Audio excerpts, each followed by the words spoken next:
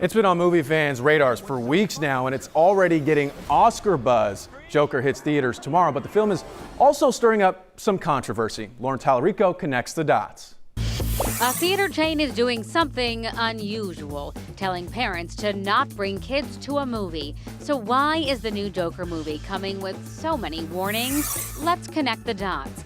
First up, yes, the new Joker movie starring Joaquin Phoenix is rated R, but parents are allowed to bring kids to R-rated movies. And some parents might be tempted if they think it's just another superhero movie told from the villain's point of view. But that's not what this is. In fact, the gritty depiction of a loner mistreated by society who descends into madness and violence has sparked even bigger concerns. Numerous theater chains are upping security and banning masks and toy weapons.